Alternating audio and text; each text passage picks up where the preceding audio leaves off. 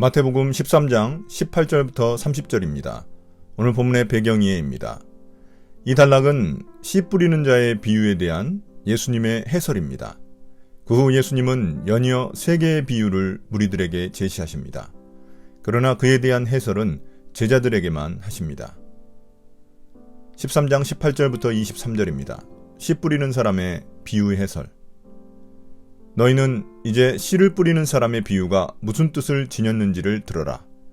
누구든지 하늘나라를 두고 하는 말씀을 듣고도 깨닫지 못하면 악한 자가 와서 그 마음에 뿌려진 것을 빼앗아간다. 길가에 뿌린 씨는 그런 사람을 두고 하는 말이다.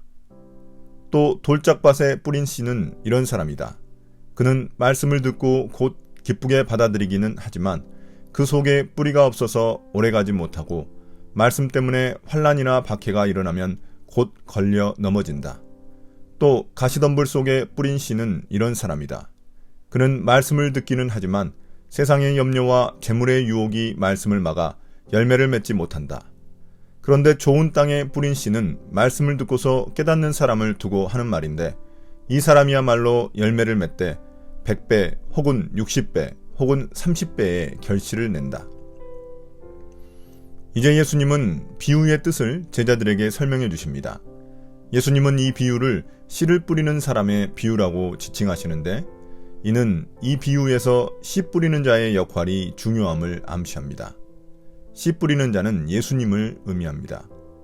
첫 번째 길가에 뿌린 씨는 흙이 없어 씨가 뿌리를 내리지 못합니다. 그래서 새가 와서 쪼아 먹어버립니다. 여기서 새는 사탄을 의미합니다.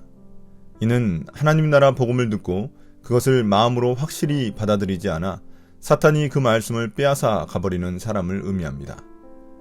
두 번째, 돌짝밭에 뿌려진 씨는 싹은 나지만 흙이 얇다 뿌리가 금세 죽어버립니다.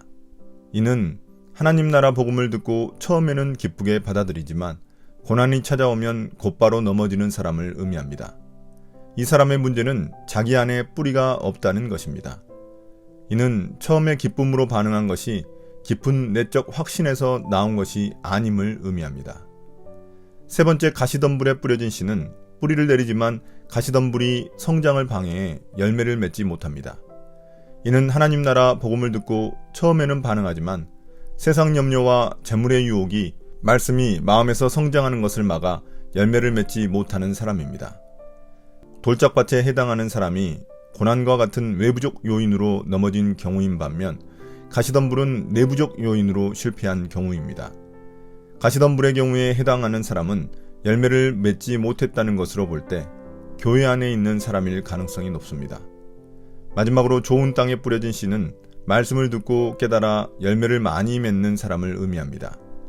여기서 열매를 맺는다는 것은 하나님 나라 가르침을 순종하는 삶을 의미합니다. 이러한 사람의 경우 열매 맺는 양이 각자 다릅니다. 사람에 따라 100배, 60배, 30배의 수확을 얻게 됩니다. 예수님의 해석을 종합해보면 씨앗이 싹을 내는 것은 돌짝밭, 가시덤불, 좋은 땅 세 곳입니다. 열매를 맺는 곳은 오직 좋은 땅뿐입니다. 그러나 한 곳에서 나는 풍성한 열매가 다른 곳에서 버려진 씨앗들의 손실을 훨씬 넘어서게 됩니다. 13장 24절부터 30절입니다. 알곡과 가라지 비유. 예수께서 또 다른 비유를 들어서 그들에게 말씀하셨다. 하늘나라는 자기 밭에다가 좋은 씨를 뿌리는 사람과 같다. 사람들이 잠자는 동안에 원수가 와서 밀 가운데에 가라지를 뿌리고 갔다. 밀이 줄기가 나서 열매를 맺을 때에 가라지도 보였다. 그래서 주인의 종들이 와서 그에게 말하였다. 주인어른, 어른께서 밭에 좋은 씨를 뿌리지 않으셨습니까? 그런데 가라지가 어디에서 생겼습니까? 주인이 종들에게 말하기를 원수가 그렇게 하였구나 하였다. 종들이 주인에게 말하기를 그러면 우리가 가서 그것들을 뽑아버릴까요? 하였다. 그러나 주인은 이렇게 대답하였다. 아니다. 가라지를 뽑다가 가라지와 함께 밀까지 뽑으면 어떻게 하겠느냐? 추수 때까지 둘 다 함께 자라도록 내버려 두어라. 추수할 때에 내가 추수꾼에게 먼저 가라지를 뽑아 단으로 묶어서 불태워버리고 밀은 내 곳간에 거두어드리라고 하겠다. 이제 예수님의 하나님 나라에 대한 두 번째 비유입니다. 하나님 나라를 자기 밭에다가 좋은 씨를 뿌리는 사람에 비유했습니다. 여기서 뿌리는 사람은 예수님이고 좋은 씨는 하나님 나라의 아들들입니다. 씨를 뿌리는 밭은 세상입니다. 그런데 사람들이 잘 때 원수가 밭에 가라지를 뿌리고 갔습니다. 처음 싹이 나고 자랄 때는 밀과 가라지가 잘 구별이 되지 않습니다. 그런데 열매를 맺을 때 보니 가라지도 보인 것입니다. 여기서 가라지를 뿌린 원수는 마귀이고 가라지들은 악한 자들의 아들들입니다. 하나님 나라 활동에는 마귀의 방해와 공격이 있음을 의미합니다. 예수님을 반대하고 대적했던 종교 지도자들이 이 가라지에 속합니다. 이에 종들이 주인에게 가라지를 어떻게 처리할지 묻습니다. 종들은 가라지를 당장 제거하여 밀이 많이 열매 맺도록 해주고자 한 것입니다. 그러나 주인의 반응은 사뭇 달랐습니다.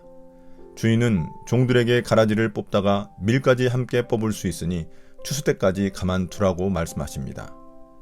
실제 농사에서도 열매를 맺을 때쯤에는 밀과 가라지의 뿌리가 뒤엉켜 있어 밀에 피해를 주지 않고 가라지만 뽑기 힘들다고 합니다. 이러한 주인의 답변에서 우리는 주인의 관심이 수확량보다는 밀 하나하나의 안전에 있다는 것을 알 수 있습니다. 마지막으로 주인은 추수 때에 가라지를 뽑아 단으로 묶어 불에 태우고 밀은 곡간에 걷어들이겠다고 말씀하십니다. 여기서 추수란 시대의 끝을 의미합니다.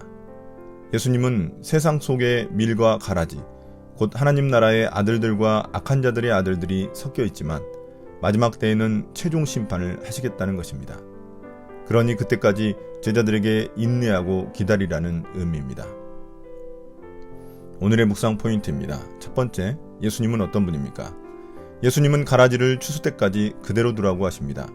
가라지를 위해서가 아니라 밀 하나하나를 아끼시기 때문입니다.